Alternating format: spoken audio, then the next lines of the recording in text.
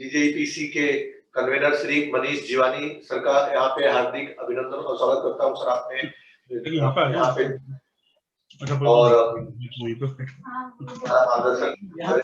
और मैं डीजेपीसी के सदस्य यहाँ पे जुड़ रहे हैं, मैं उन सभी का डीजेपीसी की तरफ से एमएसएमई कन्वीनर श्री मनीष जीवानी जी की तरफ से आप सबका हार्दिक स्वागत करता हूँ।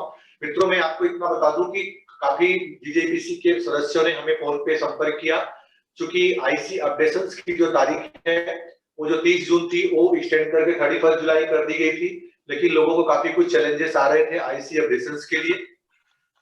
तो उस चैलेंजेस को ध्यान में रख करके हमने एक त्वरित आज वेबिनार का आयोजन किया और इसमें मिहिर तुर्किया जी, जिनका कॉन्टेक्ट डिटेल्स और सारे इंफॉर्मेशन हम आपको शेयर करेंगे प्रेजेंटेशन के दौरान। आपको अगर किसी तरह की मदद की जरूरत पड़े आईसी अपडेशंस के लिए, जहां पे आपको चैलेंजेस आ रहे हो, तो इसमें मिहिर जी आपको कंप्लीटली गाइड करेंगे और जो भी मार्गदर्शन होगा आपका करेंगे, जिससे आपका आईसी अपडेट हो सके। आईसी के बारे में आपको इतना बताना चाहूंगा कि भारत सरकार ने, डीजीएफटी ने कंपल्सन कर दिया है कि अगर एवरी ईयर, हर साल, आपको अप्रैल से जून के महीने के अंतर्गत 30 तारीख से पहले अपनी आईसी को अपडेट करना है। भले ही उसमें कोई मॉडिफिकेशन चेंजेस ना हो तो भी आपको ऑनलाइन जाकर के अपडेशन करना है। अगर आपने अपडेट नहीं किया तो आपकी आईसी जो है सस्पेंड की जा सकती है। तो सस्पेंशन से बचने के लिए और आपकी आईसी कंटिन्यू ऑपरेशनल रहे, इसके लिए जरूरी है कि आप हर साल जो है अपने आईसी को अपडेट करें। तो उसके बारे में पूरी जानकारी विस्तार से श्री मिहिर जी आपको आज प्रोवाइड करेंगे। इसके अलावा हमने ई संचित, जो कि एक्सपोर्टर्स के लिए आज एक एसेंशियल टूल है, जिसके बगैर आप एक्सपोर्ट इंपोर्ट नहीं कर सकते हैं, तो ई संचित के बारे में भी मिहिर जी विस्तार से प्रकाश डालेंगे। और एक दोनों चीजों के बारे में आपको किसी भी प्रकार की हेल्प की दरकार होगी तो हैंड होल्डिंग सपोर्ट भी आपको मिहिर जी की तरफ से मिलेगा। तो इन्हीं शब्दों के साथ में मैं डीजीपीसी की तरफ से आप सभी का एक बार पुनः स्वागत करते हुए मैं मिथिलेश पांडे अपनी कलीग मृणाली के साथ में विदा लेता हूं। और मीर भाई कुछ कहने से पहले अगर मनीष भाई कुछ करना चाहे तो सर आप जो दो शब्द कहें, फिर हम कार्यक्रम की शुरुआत करते हैं। पंडित जी, कार्यक्रम की शुरुआत करें। मीर जी से तो हमने काफी उनका सहयोग ले रहे हैं और हमको लगातार उनका सहयोग मिल रहा है और उसका बेनिफिट भी हमारे मेंबर्स को मिल रहा है। मैं अपेक्षा रखता हूं कि हमारे मेंबर्स के जो भी क्वेश्चन क्वेरीज होगी वो मीर जी के माध्यम से रिजॉल्व होगी और हमारे मेंबर उसमें आगे बढ़ पाएंगे। Thank you Mir ji. अभी आप thank you Pandey ji and Manish ji and Mrinali madam, thank you so much. अभी मेरे ख्याल से मैं इतने सारे सेमिनार और वेबिनार करने के बाद I feel part of DJPC. I am not guest और not speaker, I am part of DJPC and I am rather host. तो अभी धीरे धीरे मैं होस्ट बनता जा रहा हूँ यहाँ पे। सही है एकदम। So please consider me part of DJPC family only, and otherwise I am always available for any member or DJPC itself for any issues pertaining to legal compliances. अब मैं आज दोनों टॉपिक दे दिए मेरे को पांडे जी ने और मृणाली मैडम ने, तो मैं थोड़ा सा फास्ट स्टार्ट करता हूँ बिफोर वेस्टिंग एनी टाइम। सबसे पहले तो ये बता दूं कि एक ये बहुत ही इम्पोर्टेंट बदलाव इसलिए है, इतने सालों से आईसी कोड है अपने इंडिया में, लेकिन आज तक आईसी कोड में किसी भी टाइप का एक बार लेने के बाद कोई चेंजेस हो तो आप चेंज कर सकते, बाकी सालों तक लोग अपने पास रखते थे बिना कुछ भी, उसमें कोई रिटर्न फाइलिंग नहीं होता था, न ही कोई दूसरी आपको एक्टिविटी उस आईसी कोड में करनी पड़ती थी। अब ये मैंडेटरी कर दिया है। सबसे इंपॉर्टेंट चीज आप सब प्लीज आपके दिमाग में ध्यान रख लीजिए, आपका कोई भी अमेंडमेंट नहीं हो तो भी आपको हर साल इस अमेंडमेंट को आईसी को अपडेट करना अनिवार्य है। अगर आप ये नहीं करते हैं, अगर आप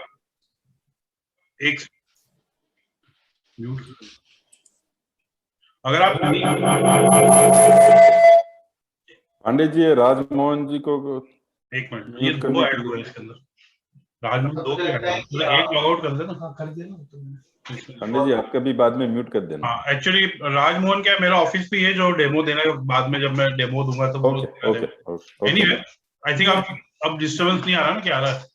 ठीक है, आ रहा है।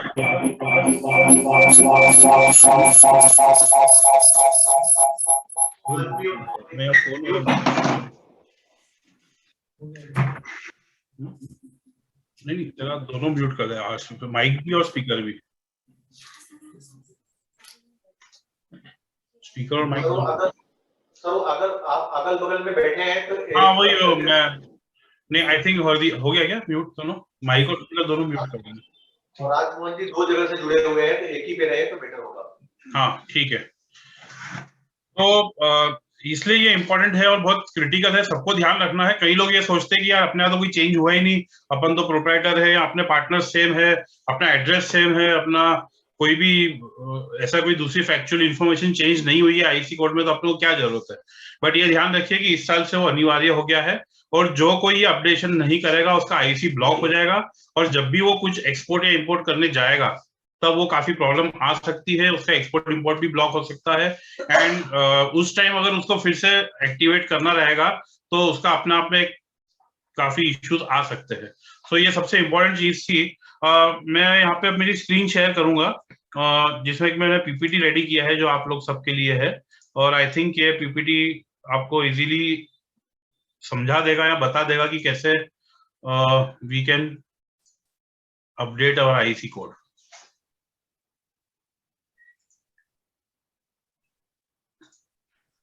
आई थिंक मैडम विजिबल है मेरा ये स्क्रीन? हाँ जी, थोड़ा लेकिन उसको मैक्सिमाइज करिए। आई थिंक ये मैक्सिमाइज ही है। नीचे जो आइकन है ना सर, उसको क्लिक करिए, वो जो अम्ब्रेला टाइप आइकन होता है नीचे राइट में। हाँ वो मतलब वही स्लाइड शो ना? स्लाइड के बगल में भी और एक है। तो दिख रहा है प्रॉपर? हाँ दिख रहा है, पूरा दिख रहा है। दिख तो रहा है सर, लेकिन अगर मैक्सिमाइज करेंगे तो पूरा फुल स्क्रीन। मेरे ख्याल से शायद ये पूरी स्क्रीन। ये इधर ठीक है सर, अभी एक मिनट में दूसरे स्क्रीन पे देख लेता हूँ कैसा दिख रहा है।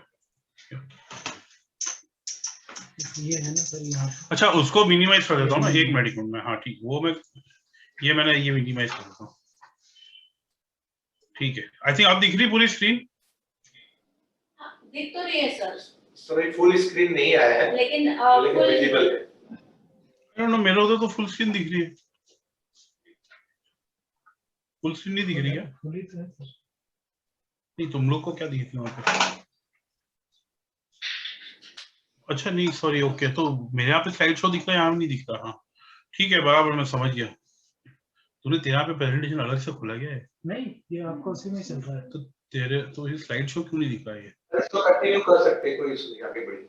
नहीं ठीक है, मैं समझ गया आपकी क्या प्रॉब्लम है। Actually full screen slide show नहीं दिख रहा ना आपके यहाँ पे।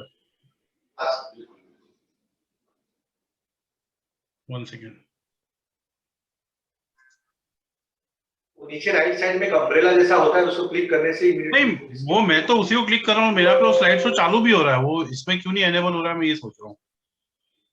तो मेरे आगे बढ़ते हैं, कोई इशू नहीं है, दिखाई तो पड़ रहा है प्रॉब्लम।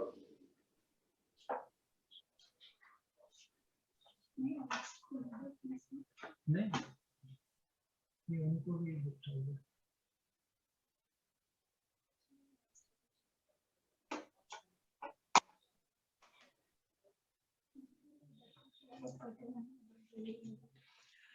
ठीक है, एनीवे तो आज का जो टॉपिक है, सबसे पहले what is IC code. Basically IC code 10 digit number है जो पैन बेस्ड हो गया है अभी।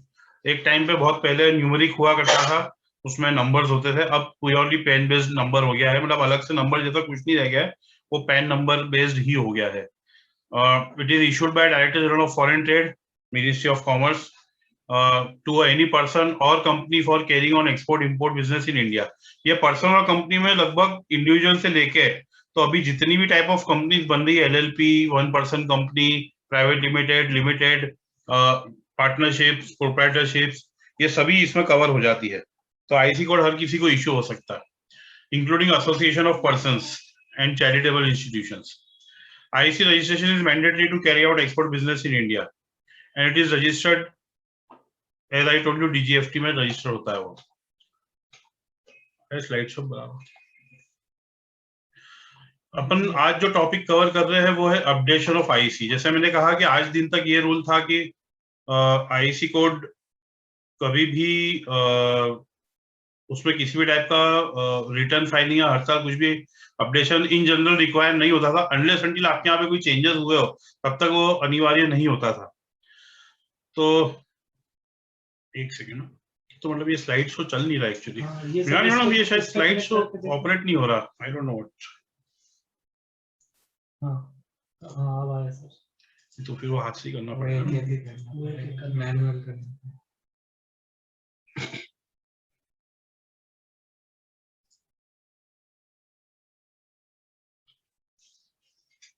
एक सेकेंड मैं वापस से स्लाइड शो एक बार रिस्टार्ट कर देता हूँ, इसको ऑफ करके।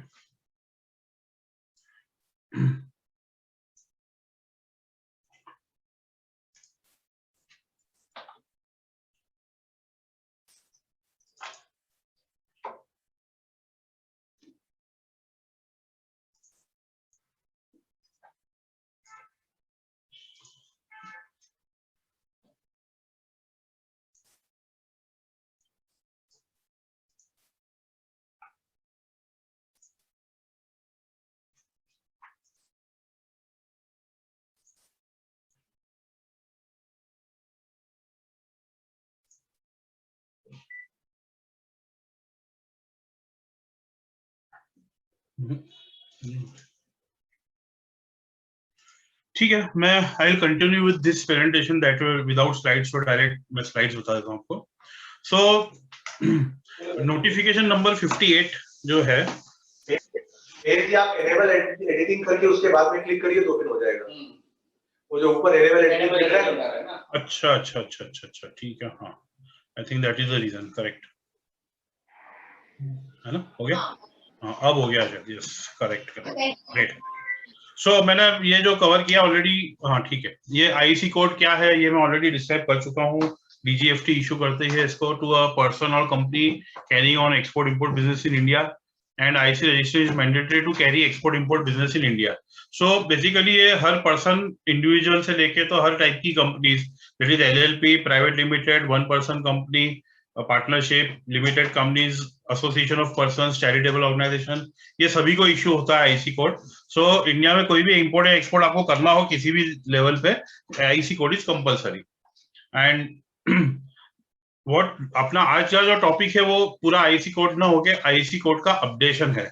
मैं ये मान के चल रहा हूँ कि जीजेपीसी चूंकि एक्सपोर्ट प्रमोशन काउंसिल है तो इसके मेंबर्स सभी कहीं ना कहीं एक्सपोर्ट या इंपोर्ट से जुड़े हुए हैं, तो इन सबके पास ऑलरेडी आईसी कोड होगा इनकी कंपनीज में। अब अभी तक ये था कि इस आईसी कोड में कुछ करना नहीं पड़ता था, ये पासपोर्ट जैसे अपने कबर्ड में पड़ा रहता था, सालों साल अनअमेंडेड अनएडिटेड वो यूज हो सकता था। इवन आपने अमेंडमेंट नहीं भी किया हो, कोई हुआ आपके यहाँ पे, तो भी आपका जनरली एक्सपोर्ट इंपोर्ट रुकता नहीं था। लेकिन इस नोटिफिकेशन से ये अनिवार्य हो गया है कि you have to update your IC code on the website, on the portal of DGFT, irrespective of कि उसके अंदर कोई चेंजेस, आपकी कंपनी में कोई चेंजेस या आपके किसी और फैक्चुअल इंफॉर्मेशन में चेंजेस हुए हैं या नहीं हुए हैं। दोनों ही केस में आपको अब हर साल अप्रैल से मई के बीच में ये अपडेशन अनिवार्य रूप से करना पड़ेगा। अप्रैल से जून के बीच में आपको इसको अनिवार्य रूप से करना पड़ेगा। तो आइए देखते हैं अपन की इसकी प्रोसीजर क्या है। सो सबसे पहले प्रोसीजर जो है इसके अंदर obtaining oblique applying for updation of IC code में navigate to DGFT website. DGFT website ये नीचे आप देखिए लिंक आ रही है एकदम नीचे साइड के, dgft.gov.in, dgft.gov.in पे आपको लिंक पे जाना है तो आपको ये स्क्रीन दिखेगी।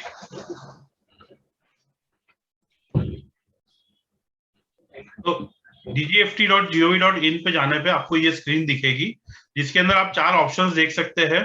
आईसी जो थर्ड ऑप्शन है लिंक योर आईसी, और फोर्थ अपडेट योर आईसी। सो इसके अंदर आपको फोर्थ जो अपडेट योर आईसी कोड है वहां पे आपको क्लिक करना रहेगा। सो जब आप अपडेट योर आईसी कोड पे क्लिक करेंगे तो आपको इस टाइप की एक स्क्रीन दिखेगी। तो आपको इस टाइप की स्क्रीन दिखेगी।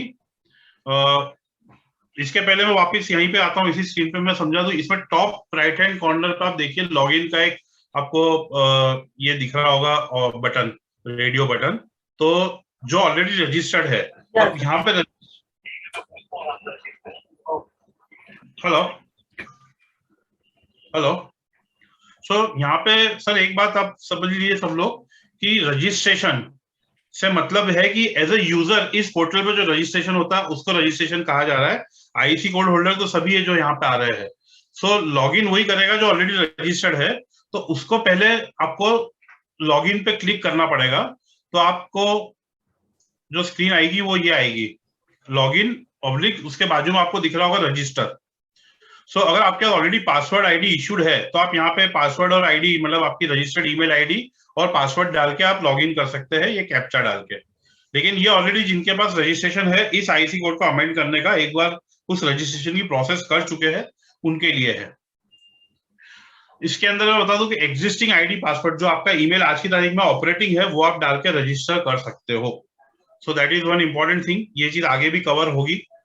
लेकिन उसके पहले मैं बता दूं कि अगर आप ऑलरेडी रजिस्टर्ड नहीं है तो कैसे रजिस्टर्ड करते हैं वो आपके अभी स्क्रीन पे दिख रहा है। देखिए आप टॉप कॉर्नर पे पहले लॉगिन वाली स्क्रीन दिख रही थी कि लॉगिन में ऐसा स्क्रीन दिखेगा, और अगर आप रजिस्टर पे क्लिक करेंगे उसके बाजू वाला जो रजिस्टर का ऑप्शन है, तो रजिस्टर पे क्लिक करने के बाद this screen will be available, जो अभी आपको आपके स्क्रीन पे दिखाई दे रही है, which will be very simple, register user as. तो उसमें आपको कैटेगरी देखनी है, इंपोर्टर एक्सपोर्टर, फिर naturally first name last name email ID mobile number pin code district, इसके अंदर ये सब चीजें जितनी भी बची हुई चीजें वो आईसी कोड से उठा के ऑटोमेटिकली ले लेगा। तो मोस्टली आपको इसमें कुछ डालना नहीं पड़ेगा। जैसे आप आपका फर्स्ट नेम डालते हैं और ईमेल आईडी डालते हैं, बाकी सब रिमेनिंग फीचर्स जो रिमेनिंग बॉक्सेस है वो ऑटो फिल हो जाएंगे। इनपुट अपन डालेंगे तो सिटी और स्टेट ऑटोमेटिक है, और दूसरा आप जैसे ही इनपुट डालोगे तो सिटी और स्टेट भी अपने आप आ जाएगा। सो पिन कोड अगर आप डालेंगे प्रॉपरली, जैसे हमारा इंदौर में 452001 रहता है, तो वो डालते से वो स्टेट और सिटी पकड़ लेगा अपने आप। सो मोस्टली ये पूरा ऑटो फिल हो जाएगा। बहुत ज्यादा कोई इसमें घबराने वाली बात नहीं है, बहुत सिंपल प्रोसेस है, और ये भी ओटीपी बेस्ड प्रोसेस है, ये आप ध्यान रखिएगा। तो अभी आपका जो करंट ऑपरेटिव ईमेल आईडी और मोबाइल नंबर है, जो व्यक्ति ये कर रहा है उसको एक्सेस होना चाहिए उस ईमेल आईडी का और उस मोबाइल नंबर का, क्योंकि उस पर 15 मिनट के अंदर अंदर ओटीपी आएगा, और 15 मिनट के अंदर अंदर आपको इस ओटीपी को यहाँ डालना है, तभी आप रजिस्टर हो पाओगे। इस टाइप के फीचर्स इसलिए डाले गए हैं कि इसका कोई मिसयूज नहीं हो, कोई एग्जिस्टिंग आईसी कोड में कोई दूसरा अननोन पर्सन या थर्ड पर्सन इसका मिसयूज करने की कोशिश न करे उसके लिए। सो अगर आप पहली बार जा रहे हैं अपडेशन करने के लिए ऑन साइट, तो आपको पहले रजिस्टर करना पड़ेगा। ये रजिस्टर होने के बाद फिर आपको लॉगिन जाना पड़ेगा। तो लॉगिन की कुछ स्क्रीन इस प्रकार की दिखेगी। तो मैं जो ईमेल आईडी आपको बता रहा था वो यहाँ पे एग्जिस्टिंग ईमेल आईडी आपको डालना है, और पासवर्ड जो आपने डिसाइड किया है वो डालना है, और उसके बाद यहाँ पे कैप्चा डालना है जिससे आप लॉगिन हो जाओगे। सो लॉगिन और रजिस्टर होने की प्रोसीजर मैंने आपको बता दी। यूजर नेम है ना, जो ईमेल आईडी डालोगे ना वो यूजर नेम रहेगा। तो जो ईमेल आईडी वो इटसेल्फ यूजर नेम हो जाएगा। जैसे आप यहाँ देख सकते हैं कि यूजर नेम के अंदर एंटर योर ईमेल आईडी लिखा हुआ आ रहा है। सो आई थिंक लॉगिन और रजिस्टर तक की आपको ये प्रोसेस में दिखा चुका हूँ। ये सबसे बेसिक और पहली प्रोसेस है अपडेशन ऑफ आईसी कोड में। For new registration add all the updated details which will be used in the future. ठीक है ना। अब जब आप रजिस्टर करके आप लॉगिन करते हैं फाइनली, और लॉगिन में भी आप कैप्चा डाल के लॉगिन करते हैं, तो ये स्क्रीन आपके सामने आएगी। ये स्क्रीन में आपको 4 ऑप्शन क्लियरली दिखाई दे रहे होंगे, जिसमें से आपको जो लिंक जो करना है, पहले लिंक आईसी कोड करना है। एक ऑप्शन लाल बटन जो है वो अप्लाई आईसी कोड का है। आज अपन अप्लाई आईसी कोड पे डिस्कस नहीं करेंगे। We are discussing about updation of already existing IC code. So you have to click the second red button which is on right hand side, that is link IC code. So link IC code पे जैसे ही आप press करते हैं तो कुछ इस प्रकार की स्क्रीन यहाँ पे आ जाएगी। थोड़ी सी छोटी है स्क्रीन, इसके लिए मुझे आप प्लीज बेयर विद मी। इस स्क्रीन में आप नीचे देखेंगे एक फील्ड आ रहा है इंपोर्ट एक्सपोर्ट कोड का। तो आपका एग्जिस्टिंग इंपोर्ट एक्सपोर्ट कोड आप इस लिंक में, यहाँ पे जो बॉक्स आ रहा है इसके अंदर डाल के आप लिंक आईसी का बटन दबा देंगे। तो जैसे ही आप ये बटन दबाते हैं तो ये आपकी स्क्रीन जो है वो कुछ इस टाइप की दिख जाएगी। सो सबसे पहले आपसे वो पूछेगी ऑथेंटिकेशन। अब नेचुरली आप समझ सकते हैं कि आपका आईसी कोड वैसे तो सबके पास रहता है, इट्स अ पब्लिक फिगर। ये जो आईसी कोड की जो डिटेल है वो ऐसी डिटेल है कि वो आपके कस्टम एजेंट, कस्टम ऑफिसर और नाना प्रकार कई जगह पे आपके इनवॉइसेस पर डली रहती है। तो आपके कस्टमर्स, आपके सप्लायर्स, कई लोगों को ये आईसी कोड मालूम रहता है। सो इसको सिक्योर करने के लिए इन लोगों ने हर स्टेज पे ओटीपी और ऑथेंटिकेशन का प्रोसेस दिया हुआ है। इसी वजह से ये सिक्योर तो जरूर हो जाता है, बट थोड़ा सा पेचीदा भी हो जाता है। अब यहाँ पे एक और इम्पोर्टेंट चीज सबको ध्यान में रखनी पड़ेगी कि आपके पास दो तरीके होते हैं इसमें लिंक करने के। जैसे आप लिंक आईसी कोड करते हो, आपको ये पूछा जाएगा कि ये आप लिंक ऑथेंटिकेशन किससे कर रहे हैं, आप आधार से ई साइन करेंगे या डिजिटल सिग्नेचर सर्टिफिकेट से साइन करेंगे। So let me remind you, इसमें डीजीएफटी वाला क्लास 3 लगेगा। अगर आपके पास डिजिटल सिग्नेचर है, क्लास 3 डिजिटल सिग्नेचर जो डीजीएफटी स्पेसिफिक पर्पस के लिए इशू होता है, अगर आपके पास वो सिग्नेचर्स है, आपके पास डिजिटल सिग्नेचर है, आप उससे इसको ऑथेंटिकेट कर सकते हैं। तो आप इस ऑप्शन पे क्लिक कीजिए जो ब्लू दिख रहा है अभी, डिजिटल सिग्नेचर सर्टिफिकेट। उस ऑप्शन पे क्लिक करने पे और आपके डिजिटल सिग्नेचर आप आपके लैपटॉप या कंप्यूटर जिस पे आप ये सबमिट कर रहे हैं उस पे आप अफिक्स करें उसको, और अफिक्स करने के बाद डिजिटल सिग्नेचर सर्टिफिकेट पे क्लिक करें, तो जिससे ये ऑथेंटिकेट हो जाएगा। अगर किसी के पास डिजिटल सिग्नेचर सर्टिफिकेट नहीं है तो उसके पास दूसरा ऑप्शन है आधार ई साइनिंग।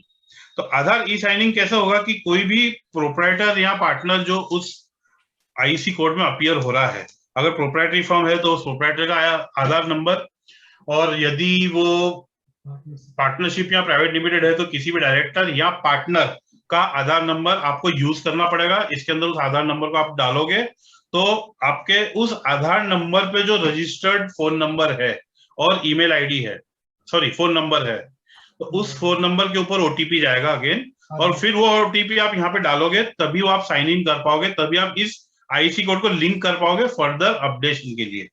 सो आपका आधार से इसका लिंकिंग भी होना अनिवार्य है।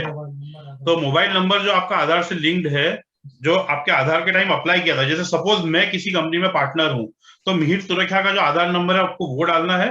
और मिहिर तुरखिया ने आज से 3-4 साल पहले, 5 साल पहले जब भी आधार कार्ड इश्यू करवाया था, उस टाइम उसने जो मोबाइल नंबर उसमें लिंक करवाया था, उसी मोबाइल नंबर पे वो ओटीपी जाएगा। ये एक बहुत टिपिकल प्रोसेस है, आप प्लीज ध्यान से समझ लीजिएगा। मैं इसलिए बार बार उसको रिपीट कर रहा हूँ, थोड़ा सा आपको रिपीटेशन जरूर लगेगा, लेकिन ये एक ऐसी प्रोसेस है कि इसमें लोग गच्चा खा जाते हैं, मिस्टेक करते हैं और फिर उनकी गाड़ी में अटक जाती है। सो मैं वापस रिपीट कर रहा हूँ, आप दो तरीके से इसको लिंक कर सकते हो आईसी कोड को before you update it. First is digital signature certificate, जो आपके पास डिजिटल सिग्नेचर आपने इश्यू करवाई हुई है, वो भी क्लास 3 की। मैं यहाँ पे फिर से एक और चीज ऐड करूंगा, 3 टाइप के डिजिटल सिग्नेचर आते हैं, एक कंपनी लॉ मैटर्स वाला, एक इनकम टैक्स वाला और एक डीजीएफटी मैटर्स वाला। तो ये डीजीएफटी मैटर्स वाला क्लास 3 बोला जाता है उसको। क्लास 3 का डिजिटल सिग्नेचर सर्टिफिकेट आपके पास होना चाहिए, वो होगा तभी आप डिजिटल सिग्नेचर सर्टिफिकेट से साइन कर पाओगे।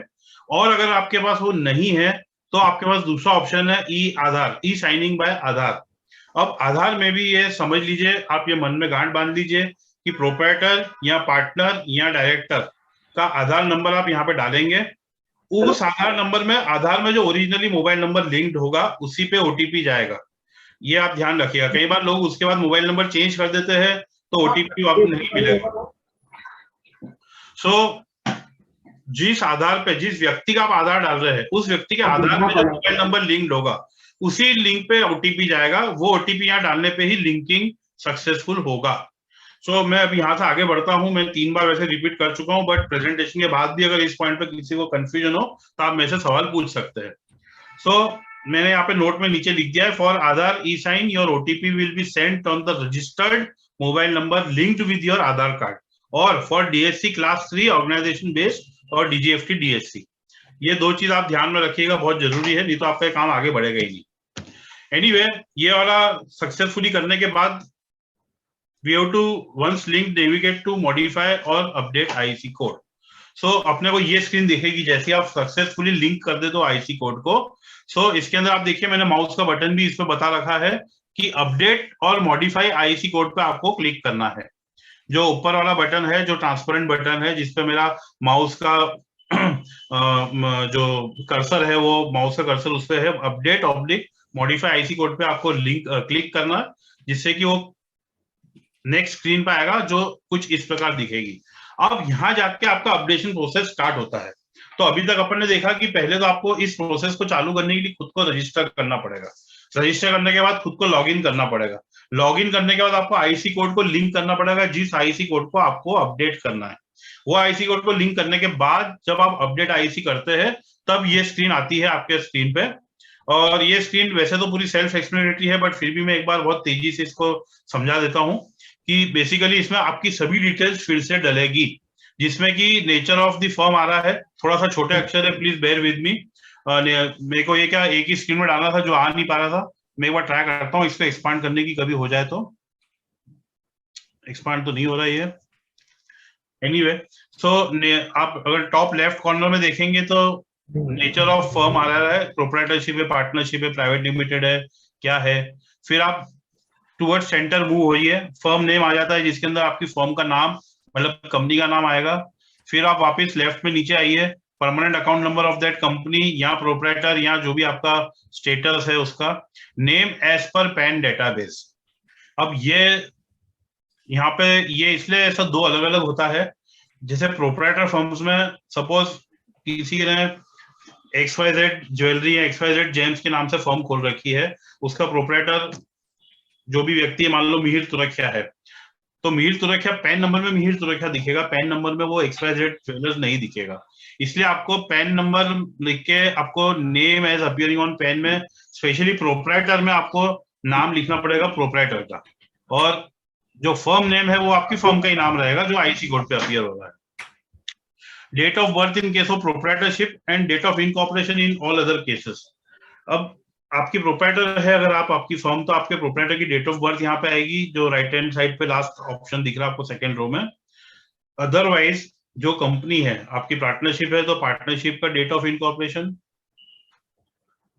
Then private limited, limited, one person company, LLP कुछ भी है तो उसका डेट ऑफ इनकॉर्पोरेशन आएगा।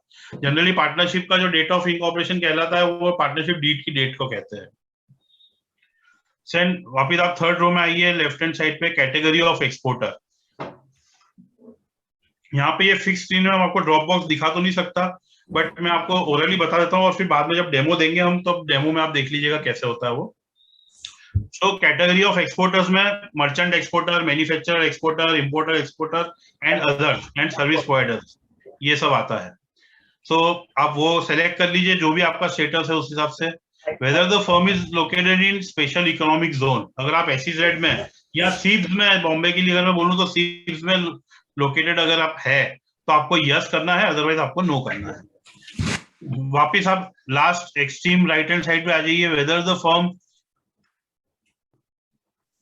Is located in any EOU या किसी भी स्पेशल पार्क, मतलब वही जो मैंने आपको कहा कि अगर आप सीब्स में है या अगर आप किसी स्पेशल डेजिग्नेटेड SEZ या पार्क या EOU या टेक्नोलॉजी पार्क में है तो आपको उस पर क्लिक करना पड़ेगा। देन SIN नंबर और LLPN number of the company, right hand side fourth row, sorry left hand side fourth row first column. अगर आपकी कंपनी है प्राइवेट लिमिटेड या लिमिटेड तो उसका CIN number, company information number, identification number, sorry, या अगर LLP है तो LLP आइडेंटिफिकेशन नंबर आएगा। नेक्स्ट GST नंबर आएगा इसके अंदर, GST नंबर आपका जो भी कंपनी का रहेगा वो आप इसमें डाल दीजिए। एक चीज मैं आपको बता दूं कि कई कंपनियों के 2-3 GST नंबर हो सकते हैं अलग अलग स्टेट्स में होने के कारण, तो आपका मेन ब्रांच जो है जिसका आपका IC कोड में ऑलरेडी GST नंबर डाला हुआ है या ब्रांच डाल रखी है, मतलब जिसको हेड ऑफिस बता रखा है, तो आप उस हेड ऑफिस पे GST नंबर ऐड कर लीजिए, मतलब आप उसमें GST नंबर अपडेट कर दीजिए। ये भी हो सकता है कि आपका 2017 के पहले का IC कोड हो, उसके बाद आपका कोई अमेंडमेंट नहीं हुआ हो और इसलिए आपने अभी तक GST नंबर को अपलोड नहीं किया हो IC कोड पे, तो आज जब आप इसको अमेंड करेंगे, आप IC कोड अपडेट करेंगे, तो इस अपडेशन के अंदर आपको GST नंबर डालना पड़ेगा जो पहले शायद नहीं डाला होगा आपने। सो इस तरीके से आप GST नंबर व्यवस्थित रूप से आपका जो मेन हेड ऑफिस का है वही डालिएगा, आपके अदर GST नंबर अभी यहाँ पे मत डालिएगा। Firm mobile number for correspondence with DGFT and firm email ID। अब ये बहुत छोटे अक्षर में आप ध्यान से देखिए, यहाँ पे दिखेगा आपको SIN नंबर के नीचे firm mobile number for correspondence with DGFT, firm email ID। अब ये भी एक वापस इंपॉर्टेंट पॉइंट है, आप प्लीज ध्यान से समझ लीजिएगा। जो व्यक्ति ये फॉर्म भर रहा है, जो व्यक्ति अपडेशन कर रहा है, उसके पास जो ईमेल ID और फोन नंबर का एक्सेस हो, जो उसके हाथ में हो, जो वो हाथों हाथ एक्सेस कर सकता है, वो ही दो चीज यहाँ डालिएगा, क्योंकि मैंने देखे साइड में नोट में लिखा है OTP will be valid for 15 minutes only and it will be send to the mentioned email ID and mobile number. तो जो मोबाइल नंबर और ईमेल आईडी आप यहाँ पे लिखेंगे केवल उसी पे ये जाएगा, उसी के ऊपर ये OTP will be sent by the DGFT website, और आपको 15 मिनट के अंदर उसको इसके अंदर इस फील्ड के अंदर आपको वो OTP डालने हैं। इसमें 15 मिनट का टाइमर भी दिया हुआ, अगर आप ध्यान से देखेंगे तो 14 मिनट 52 सेकंड, 14 मिनट 54 सेकंड। तो आपको उसके नीचे एंटर OTP के फील्ड दिखेंगे, आपको उसमें उसको एंटर करना है। सो आप कोई भी ऐसा बिना सोचे समझे ईमेल आईडी या फोन नंबर न डाले जो कोई उठा नहीं पा रहा हो या देख नहीं पा रहा हो। यदि आपका एम्प्लॉय ये फॉर्म भर रहा है और कभी आप एज अ डायरेक्टर कहीं इंडिया के बाहर है या कहीं ऐसी जगह पे जहाँ पे आप कांटेक्ट नहीं करे जा सकते, तो ये आपकी एक्सरसाइज पूरी वेस्ट हो जाएगी। इसलिए आप जब हो तभी वो ये काम करे ताकि आप उसको OTP दे सके, या ऐसा कोई फोन नंबर उसको अलॉट करके रखे जिसको OTP आए तो वो देख सके। So this is a simple form, but still ये छोटी छोटी चीजों का ध्यान रखना पड़ेगा, अदरवाइज आप अटक जाएंगे वहां पे। जी एक छोटा सा रिक्वेस्ट था, एक Yeah. नंबर लिखा हुआ है, please explain again CIN and LLP। एक बार फिर से रिपीट कर देंगे सर आप? एक मिनट सर, क्या बोले सर, वापस बोले। सर एक मेंबर ने क्लैरिफिकेशन पूछा है, please explain again CIN LLP। हाँ तो सर CIN और ये होता है, हाँ अच्छा ठीक है। अरे सर आप अगर प्राइवेट लिमिटेड कंपनी है आपकी या लिमिटेड कंपनी है तो आपको एक आपका मेमोरेंडम ऑफ एसोसिएशन आता है, उसपे सबसे ऊपर फर्स्ट पेज पे सर्टिफिकेट ऑफ इनकॉर्पोरेशन रहता है। उस सर्टिफिकेट ऑफ इनकॉर्पोरेशन पे कंपनी आइडेंटिफिकेशन नंबर यानी SIN नंबर दिया रहता है। ये शायद 14 डिजिट या ऐसा कुछ रहता है, बहुत लंबा रहता है, 13-14 डिजिट लंबा रहता है CIN नंबर। तो दैट इज CIN नंबर। दूसरा आजकल आपको ध्यान हो तो LLPIN मतलब लिमिटेड लायबिलिटी पार्टनरशिप फॉर्म होती है, जो रजिस्टर्ड होती है लिमिटेड लायबिलिटी पार्टनरशिप के फॉर्म में, जिसमें आखिरी में LLP लिखा हुआ आता है। तो अगर आपने किसी ने LLP फॉर्म करी है और यदि आपने उसका IC कोड लिया हुआ है तो आपको LLPIN नंबर, एक वो भी ministry of corporate affairs he issue करता है, लगभग CIN नंबर के टाइप का ही रहता है, वो आपको यहाँ पे डालना है। तो मेरे ख्याल से this is very simple to understand, but still as I repeated कि CIN and LLPIN is for private limited and limited companies. LLPIN number is registration number issued by Ministry of Corporate Affairs, Registrar of Corporate Affairs, Registrar of Companies in terms of limited liability partnerships only. तो ये दो में से जो भी आपका status हो वो यहाँ पे डलेगा, और अगर प्रोप्राइटर अगर फर्म है तो यहाँ पे कुछ भी नहीं डलेगा दोनों में से। ये केवल उसी केस में कंपलसरी जब आपकी प्राइवेट लिमिटेड कंपनी या LLP कंपनी हो। सो उसके बाद ये OTP वाली प्रोसेस भी आप लोगों ने समझ ली होगी, मैं जहां तक समझ रहा हूँ। एक बार मैं आगे तक पूरा कवर कर लेता हूँ, एक बार हम आपको लाइव डेमो भी दे देंगे, तो आई होप कि ये सब चीजें क्लियर हो जाएगी, और फिर भी नहीं हो क्लियर तो वी आर ऑलवेज देयर। सो जब आप ये OTP दोनों डालेंगे और उसको जैसे ही ओके करेंगे तो आपके पास एक आखिरी में जो नेक्स्ट स्क्रीन आएगी वो ये आएगी, फॉर्म्स एड्रेस एंड डिटेल्स। अब बेसिकली इसके अंदर आपको फॉर्म्स आपका जो भी एड्रेस IC कोड में आ रहा है वो डालना है, जो रजिस्टर्ड एड्रेस है, मतलब आपकी IC कोड में रजिस्टर्ड एड्रेस जो ऑलरेडी डला हुआ है वो ही डालना है आपको यहाँ पे। तो वो आप जैसे ही डालोगे फिर आपको एक यहाँ पे छोटी सी विंडो दिख रही होगी सेंटर में, click and drag and drop file to upload. अब इसमें सर आपको कुछ डॉक्यूमेंट्स अपलोड भी करने हैं। आई रिपीट, आपको यहाँ पे डॉक्यूमेंट्स अपलोड करने हैं। जैसे इस पर्टिकुलर स्क्रीन में आपको नीचे दिख रहा होगा आधार कार्ड ऑफ अभिषेक। ये पर्टिकुलर कोई डायरेक्टर या प्रोप्राइटरी फर्म थी अभिषेक की, उसका आधार कार्ड हमने यहाँ पे अपलोड किया हुआ है। So this has to be uploaded here. जो भी स्क्रीन पे फाइल होगी आपके पास लैपटॉप में, उसका आप उठा के यहाँ पे अपलोड करेंगे। क्या और कैसे अपलोड करना है वो मैं आपको नेक्स्ट स्लाइड में बताता हूँ। तो बेसिकली एक जनरल बात करें तो जो अपलोड करना है वो है sale deed, rent deed, lease deed, electricity bill, telephone bill, mobile number, postpaid bill, MOU, any of this, इसमें से कोई भी एक, मतलब ये जो फर्स्ट ऑप्शन है इसमें से कोई भी एक। मैंने एक बहुत डिटेल चार्ट भी तैयार किया है, क्या अपलोड करना है वो मैं आपको बताता हूँ आगे जाके, आप चिंता न करें, वो चार्ट बहुत सेल्फ एक्सप्लेनेटरी है, आपको बहुत ज्यादा याद नहीं करना पड़ेगा। Other acceptable documents for proprietary companies are Aadhaar card and passport and voter ID। आप देखेंगे कि प्रोप्राइटरी कंपनीज में हो सकता है कि ऊपर में से कुछ भी नहीं हो आपके पास, ना सेल डीड हो, ना रेंट एग्रीमेंट होगा, ना लीज डीड होगा, हो सकता है टेलीफोन भी केवल नाम पे नहीं होता है, मोबाइल बिल वैसे तो मिल जाता है जनरली किसी के भी नाम पे, बट आप उस प्रोप्राइटर के केस में आधार कार्ड और पासपोर्ट और या वोटर ID, ये तीन में से एक चीज भी अपलोड कर सकते हैं। In case the address proof is not in the name of applicant firm, an NOC by the firm premises owner in favor of firm along with address proof may be submitted. Third point जो है कि आज आपके यहाँ पे भी ऐसा हो सकता है कि आपकी ऑफिस आपके पिताजी के नाम पे हो, आपका काम आपके फर्म पे नाम पे चल रहा होगा, या वाइस वर्सा होगा कि आपके नाम पे होगा और आपकी फर्म या आपके पिताजी के नाम की फर्म होगी तो वो चल रही होगी।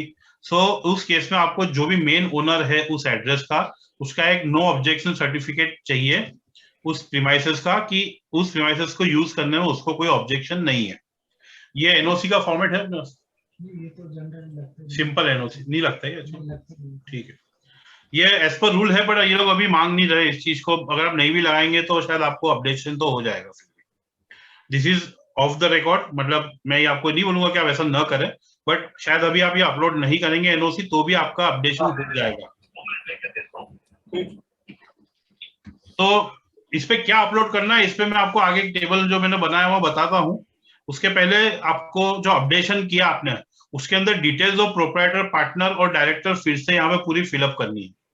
तो अगर आप प्रोप्राइटर है तो एक ही व्यक्ति की डिटेल पूरी आ जाएगी, जिसके अंदर डीन नंबर केवल इन case of private limited limited companies होता है। पैन मेंबर तो प्रोप्राइटर का आ ही जाएगा, डेट ऑफ बर्थ प्रोप्राइटर का आ जाएगा, उसका टाइटल प्रोप्राइटर है ये आ जाएगा, नेम, फादर्स नेम, एड्रेस, बहुत जनरल डिटेल है। और अगर प्रोप्राइटर, अगर प्राइवेट लिमिटेड या पार्टनरशिप है तो ये जितने भी पार्टनर है और जितने भी डायरेक्टर्स है उन सबकी डिटेल्स इसके अंदर आएगी। इसके अंदर ऐड बटन नहीं दिया गया, नीचे आएगा। इसमें जब भी आप जैसे आप फिलअप कर देंगे ना तो अपने आप नीचे ऐड बटन आ जाएगा, तो आप ऐड कर सकते हैं जितने भी पार्टनर्स हो, जितने भी डायरेक्टर्स हो। और प्रोप्राइटर के केस में वो जरूरत ही नहीं है आपको। अगर अपने डायरेक्टर फॉरेनर होगे तो ये क्लिक भी ऊपर लिखा हुआ क्लिक वो करके, और इनका वो डालना पड़ता पासपोर्ट, अपने जो पासपोर्ट। अच्छा ठीक है, पिन कोड में ठीक है। 60। ये एक यहाँ पे एक इम्पोर्टेंट चीज मैं आपको बताना भूल गया, जो हमारे ऑफिस में राजमोहन जी जो रोज करते हैं उन्होंने मुझे याद दिलाई, मेरे साथ बैठे हुए हैं, कि आप देखिए ऊपर डिन नंबर के आगे छोटा सा एक चेक बॉक्स दिया हुआ है जिसमें लिखा हुआ है इज, हाँ sir, is director of foreign national. अगर आपके कोई भी कंपनी में ऐसा व्यक्ति है जो इंडियन नहीं है, जो मेरे ख्याल से अगर एनआरआई है या इंडिया के बाहर का व्यक्ति है, तो उस पर आपको क्लिक करना पड़ेगा। तो जैसे आप क्लिक करोगे तो उसकी पासपोर्ट डिटेल्स वो मांगेगा, उसकी फील्ड आ जाएगी पासपोर्ट डिटेल्स की, तो उसकी पासपोर्ट नंबर और दूसरी पासपोर्ट डिटेल्स उसमें आपको डालनी पड़ेगी। ये इनकेस अगर आपकी कंपनी में कोई ऐसा व्यक्ति हो, शायद कुछ बड़ी ज्वेलरी कंपनी हो सकती है जिसमें आपने बाहर के कोई डायरेक्टर को भी रखा हो, तो उस केस में यहाँ पे आपको उसकी डिटेल डालनी पड़ेगी। और पिन कोड में आपको 6 टाइम 0 डालना पड़ेगा, 00, तो ऑटोमेटिकली सिटी और ब्लॉक हो जाएगा। वो ब्लॉक करने की नहीं वो लेगा नहीं ना सर, पिन कोड बाहर। अच्छा, इन केस ऑफ फॉरेन नेशनल, हाँ ठीक है, वो ठीक है, वो ये अपन ने डिटेल सबसे पहले अगर आपने देखा हो तो सबसे पहली स्क्रीन जो थी वो आपके बिजनेस से रिलेटेड थी पूरी, सेकंड आपके प्रोप्राइटर डायरेक्टर से रिलेटेड थी, थर्ड ऐड बैंक डिटेल्स है। थर्ड स्क्रीन जो आ रही है वो बैंक डिटेल्स की आ रही है। तो बैंक डिटेल्स में simply account number, account holder name, कई बार नाम में कुछ अगर चेंज हो हल्का था तो वो, और आईएफएससी कोड थर्ड कॉलम अगर आप देखें तो, और नीचे बैंक का नाम, ब्रांच का नाम। तो बेसिकली अगर आपको ध्यान हो तो अपन जब अपने ऑनलाइन पेमेंट के लिए लोगों को जो डिटेल्स भेजते हैं, लगभग वही डिटेल आपको यहाँ पे फिलअप करनी है, जिसमें account number, account holders name, IFSC code, bank name, branch name, ये सब आ जाता है। दूसरा एक छोटा चेक बॉक्स आपको बारीक से दिखेगा प्राइमरी, उसमें क्वेश्चन पूछा हुआ है इज प्राइमरी। तो ये आपका प्राइमरी बैंक, कहीं क्या बड़े बहुत बड़े ज्वेलर्स के पास कंसोर्शियम बैंकिंग होगी। कंसोर्शियम बैंकिंग मतलब कि 3-4 बैंकों ने उनको लोन दे रखा होगा या 2-3 बैंक से ये लोग डील करते होंगे। तो आपका जो भी प्राइमरी बैंक हो केवल उसी की डिटेल यहाँ पे डालनी है, आपको हर एक की डिटेल डालने की जरूरत नहीं है। दूसरा यहाँ पे आपको एड अटैचमेंट्स दिख रहा होगा। एड अटैचमेंट्स के अंदर कैंसल्ड चेक जो भी उस बैंक अकाउंट का रहेगा और जिसमें उस कंपनी का नाम और ये जो ऊपर डिटेल्स डाली है वो बहुत क्लियरली प्रिंटेड होनी चाहिए उस चेक के ऊपर। वो चेक आप कैंसिल करके स्कैन करके यहाँ पे अपलोड कर दीजिए। नीचे अगर आप देखेंगे तो 2-3 आपके पास चॉइस आ रही है बैंक अकाउंट की। आप चाहो तो मल्टीपल बैंक अकाउंट भी ऐड कर सकते हो। आपको एक छोटा सा ऐड बटन भी दिख रहा होगा यहाँ पे राइट हैंड साइड पे बॉटम में। सो मल्टीपल अकाउंट नंबर अगर आपको किसी कारण से डालने की जरूरत लगती है, आपको लगता है शायद आप मल्टीपल ट्रांजेक्शन्स करते हो या अलग अलग बैंक अकाउंट्स यूज करते हैं और आपको आईसी कोड पे दोनों को अपडेट करवाना है, तो आप मल्टीपल अकाउंट्स भी डाल सकते हैं। और नहीं भी हो और आप एक अकाउंट भी डालेंगे तो भी आपका आईसी कोड अपडेट हो जाएगा। Can add more than one bank details also. So मैंने आपको जैसे कहा कि आपको एक चेक की कॉपी उसमें से डालनी पड़ेगी और उसको वैलिडेट करना पड़ेगा। ये सब अपडेट करते से ही ये आपके पास मैसेज आ जाएगा कि update other details if required, क्योंकि यहाँ पे सक्सेस मैसेज आ जाएगा ऊपर। और नीचे इंपोर्ट के नीचे आप देखिए बहुत छोटी सी एक लिस्ट दिख रही है, तो आपको आपके एक्सपोर्ट इंपोर्ट प्रोडक्ट या अदर डिटेल्स को अपडेट करना हो उसके लिए ये कॉलम है, जिसमें जैसे हमने एक्सपोर्ट प्रोडक्ट्स के नीचे हमने इस पर्टिकुलर क्लाइंट का इंजीनियरिंग प्रोडक्ट्स करके क्लिक किया हुआ है। तो अगर आपकी ज्वेलरी है तो यहाँ पे ज्वेलरी प्रोडक्ट्स आ जाएगी। नेचुरली आपके केस में मोस्टली वो ज्वेलरी रहेगी तो उसमें वो ऑप्शन आ जाएंगे, तो आप उस प्रोडक्ट में क्लिक कर दीजिए। और आप इंपोर्ट कर रहे हैं कि एक्सपोर्ट कर रहे हैं ये भी आप क्लिक कर सकते हो, प्लस दोनों भी कर सकते हो आप। एक ये स्टैंडर्ड डिक्लेरेशन आपको स्क्रीन पे आएगा, जिसको अगर आप पढ़ने बैठोगे तो आप कभी इसको साइन नहीं कर पाओगे, तो इसके लिए आप इसको बिना पढ़े क्लिक कर दीजिए, क्योंकि ये इस पे नीचे क्लिक करे बिना और इस टर्म्स को एक्सेप्ट करे बिना आपका अपडेशन सक्सेसफुल नहीं हो सकता। तो it is as simple as that, these are final print details terms and condition, जो अपन जनरली कभी भी किसी भी फॉर्म में कोई भी पढ़ता नहीं है। इसको बिना पढ़े आंख बंद करके नीचे क्लिक कर दीजिए तो आपका फाइनल अपडेशन सबमिट हो जाएगा। अब आपने सक्सेसफुली सब अमेंड तो कर ही दिया। देखिए आपको ये ऐसा मैसेज दिखेगा, modify IC code, login number, date, password, expires date, फिर ये टिक्स दिखेंगे सभी कि आप देखिए आखिरी डिक्लेरेशन तक के सब टिक आ गए हैं। सक्सेस मैसेज आ गया कि draft application number has been successfully saved, तो ये एक तरह से आपकी एप्लीकेशन वहां पे जमा हो गई, सेव हो चुकी है। अब आप प्रीव्यू आईसी एप्लीकेशन कर सकते हैं। आपने इतनी डिटेल्स डाली, नेचुरली आप चाहोगे कि एक बार आप उसको चेक करो, आप उसको वेरीफाई करो कि ये सही है कि नहीं, तो आप उसको प्रीव्यू भी कर सकते हैं। सो प्रीव्यू करने के बाद जैसे आप प्रीव्यू करेंगे तो आपको एक पीडीएफ जैसी फाइल पूरी पीडीएफ बन के आ जाएगी, जो मैंने यहाँ पे प्रोड्यूस नहीं करी है, ये शायद मैं अभी डेमो दूंगा तो उसमें दिख जाएगी आपको। तो वो आप प्रीव्यू में देख लीजिए। कोई आपको अगर लग रहा है कि कोई प्रॉब्लम है, कोई करेक्शन फिर से करना है, तो फिर से आप पीछे जा सकते हैं, उसको करेक्शन कर सकते हैं। So it is allowed. तो आप एक बार प्रीव्यू करके प्रिंट आउट निकाल के टिकिंग कर लीजिए, कोई मिस्टेक न रह जाए, क्योंकि कई बार छोटी सी मिस्टेक भी आपको। अब ये 5 स्टेजेस आपको दिख रहे हैं। अगर आपको लगता है कि आपने प्रोप्राइटर की डिटेल गलत डाल दी, तो आप डायरेक्टली वो जो टिक दिख रहा है उस पर क्लिक करेंगे तो आपको सीधे उसी फील्ड पे ले जाएगा वो। अगर आपको लगता है कि नहीं मैंने बैंक इन्फॉर्मेशन गलत डाल दी है, तो आपको वो बैंक इन्फॉर्मेशन वाली पे आप क्लिक कर दीजिए और वहां पे जाके जो भी आपको चेंजेस करना हो तो आपको डायरेक्टली वहां पे ले जाएगा। और इस तरीके से आप आपकी अमेंडमेंट कर सकते हैं फिर से फाइनल एप्लीकेशन। और यदि अन्यथा अगर वो सही है तो आप उसको सबमिट कर दीजिए फाइनली, तो ये स्क्रीन दिखेगी सबमिशन के लिए। ये वही स्क्रीन है जो अपन ने थोड़ी देर पहले लिंक आईसी कोड पे देखी थी, वैसी ही स्क्रीन वापस से आती है। वापस से आपसे आधार और डिजिटल सिग्नेचर 2 में से एक मांगा जाएगा। मैंने आपको जो उस टाइम रिपीट किया था मैं फिर से रिपीट कर रहा हूँ कि यदि आपके पास डिजिटल सिग्नेचर है तो आप डिजिटल सिग्नेचर से उसको साइन कीजिए, सबमिट कीजिए, सबमिट हो जाएगा। नहीं है तो प्रोप्राइटर, डायरेक्टर, पार्टनर का आधार नंबर लें, उस आधार नंबर पे जो मोबाइल नंबर अटैच्ड है उस पर ओटीपी आएगा, उस ओटीपी को यहाँ डाले। जैसे आप ये क्लिक करोगे ओटीपी की फीड दिखेगी आपको, और उस ओटीपी को डालने पे आप सबमिट करोगे तो आपकी ये फाइनली एप्लीकेशन सबमिट हो जाएगी अपडेशन ऑफ आईसी कोड की। तो ये मेरे ख्याल से यहाँ तक की प्रोसेस मैं एक बार बता चुका हूँ। अब मैंने आपको बीच में कहा था कि जो लिस्ट ऑफ डॉक्यूमेंट्स है जो अपलोड करने हैं, कौन सी स्क्रीन पे, ये वाली स्क्रीन पे, यहाँ पे, ये यहाँ पे जो स्टेप 7 में अपन ने पहली वाली स्क्रीन में अपलोडिंग डॉक्यूमेंट्स का मैंने आपको कहा था कि यहाँ पे अपलोड करने पड़ेंगे, उसकी एक हमने एक चेकलिस्ट बनाई है आगे जाके। ये थोड़ा सा चेकलिस्ट हमने लास्ट में डाली, इसलिए पीछे डालना पड़ी। ये देखिए nature of firm, proprietorship, partnership, private limited. और प्राइवेट लिमिटेड से मतलब यहाँ पे मेरा ये है कि प्राइवेट लिमिटेड, एलएलपी और 1 पर्सन कंपनी वो सब आ जाता है यहाँ पे। यहाँ लिमिटेड कंपनी भी आ जाती है क्योंकि उसके लिस्ट ऑफ डॉक्यूमेंट सबके सिमिलर रहेंगे। सो सबसे पहला डॉक्यूमेंट आप लेफ्ट हैंड साइड पे फर्स्ट पॉइंट देखिए, pan card. Naturally pan card proprietorship के केस में प्रोप्राइटर का लगेगा, पार्टनरशिप में फर्म का लगेगा, प्राइवेट लिमिटेड में कंपनी का लगेगा, और ये अपलोड भी करना है। तो आप ये पैन कार्ड अपलोड करिएगा please. Secondly pan card and Aadhaar card of proprietor, all partners, all directors. अभी सभी का कंपलसरी है। नहीं, वो तो कोई डिटेल्स के लिए लगती है, जैसे ठीक है। Director details. तो अब ये जो पैन कार्ड जो सेकंड पॉइंट है, बेसिकली ये आपको अपलोड नहीं करना है, आप ये ध्यान रखिएगा।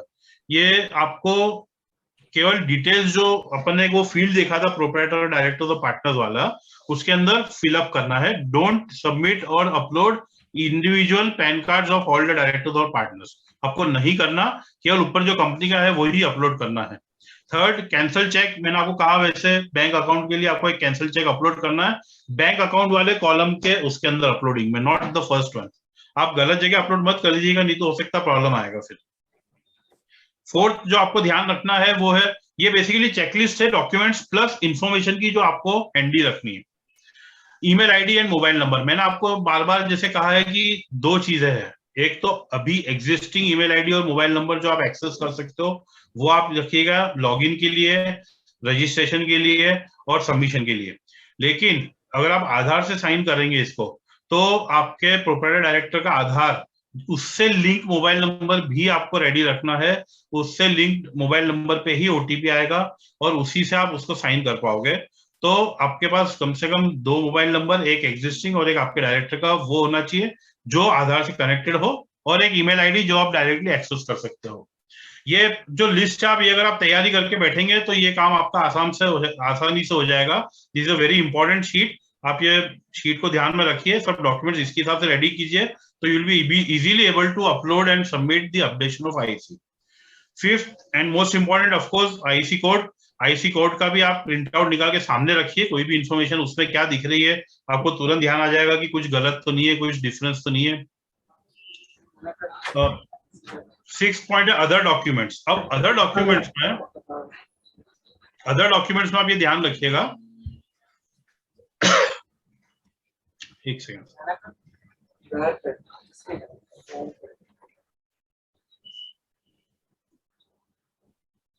वो गया था मास्क खिलाते बंदे कुछ।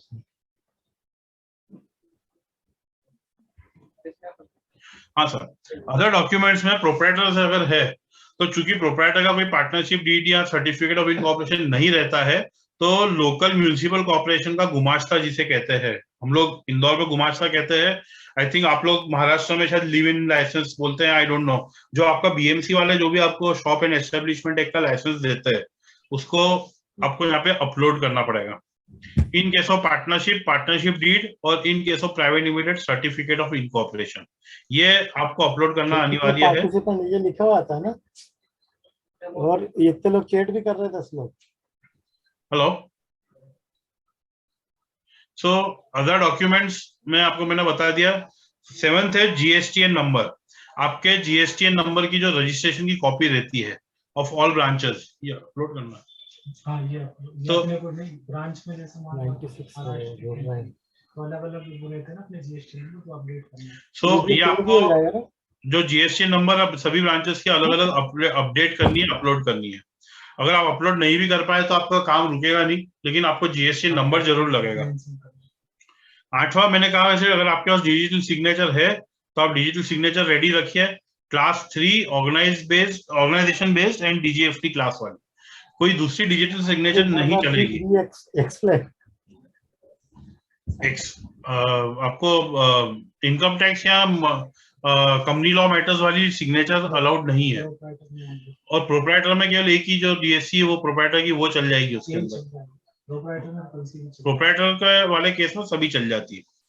तो ये 8 चीजें आपको ध्यान रखनी है। और मतलब आप ये देखिए, हमारे कॉलम में हमने लिखा हुआ है प्रोप्राइटर के नीचे DSC of DGFT class also accept, वो तो सभी में लिखा हुआ है। इससे अपडेशन कैसे करेंगे सर? इससे अपडेशन कैसे करेंगे सर? अपडेशन कैसे करेंगे सर? तो 10th पॉइंट जो है, फीस, अगर आप नया आईसी कोड ले रहे हैं तो गवर्नमेंट ने ऑफिशियल फीस 500 रखी है। ये जो अमेंडमेंट है इसकी फीस 200 रुपए है, लेकिन अभी 31 जुलाई तक ये अमेंडमेंट फ्री होगा। अभी तक 31 जुलाई की डेट दी है गवर्नमेंट ने, हो सकता है इस डेट को आगे भी बढ़ा दे, हो सकता है आगे अगर नहीं बढ़ाएगी लिखा होगा यार, तो आपको 31 जुलाई तक ये फ्री है, 200 रुपए नहीं लगेंगे। और 31 के बाद आपको इस अमेंडमेंट को करने के 200 रुपए की फीस भी भरनी पड़ेगी। तो ये जो था, ये जो पूरी डिटेल्स थी, ये इसके अलावा मैं आपको एक और चीज बताता हूँ। ये तो केवल यहाँ तक हुआ कि आपने अपडेशन का फॉर्म बना के सबमिट कर दिया, तो सबमिट हो गया। अब आपका अपडेशन ऐसा नहीं कि आपके सबमिट करते से वो हो गया, आपको उसको चेक करना पड़ेगा बार बार उस पोर्टल पे जाके हर 1-2 दिन में, कि वो सामने डिपार्टमेंट ने भी उसको एक्सेप्ट किया है या नहीं किया है। डिपार्टमेंट के पास पावर है इसको रिजेक्ट करने के या इसमें कोई भी क्वेरी रेज करने के। कई बार डिपार्टमेंट को अगर डाउट होता है तो आपसे क्वेरी मांग सकती है, क्वेरी रेज कर सकती है, कोई फर्दर इंफॉर्मेशन भी कॉल कर सकती है कि भाई हमको ये फर्दर इंफॉर्मेशन दे दो। तो आपका स्टेटस देखने के लिए, to see the status of any submitted application, go to my dashboard and submit application. अब ये लॉगिन के बाद वाली स्क्रीन है। आपको ध्यान हो तो मैं आपको फिर से पीछे ले चलता हूं, एकदम स्टार्टिंग वाली स्क्रीन जो थी इसकी, लॉगिन के जस्ट बाद वाली, ये देखिए ये वाली जो स्क्रीन थी जहां पे अपडेट और मॉडिफाई आईसी करना था, उसी स्क्रीन पे आपको वापस लॉगिन करके जाओगे तो यही स्क्रीन आएगी, लेकिन इस बार अपडेट या मॉडिफाई आईसी कोड नहीं करना है आपको इस बार करना है माय आईसी कोड पे क्लिक।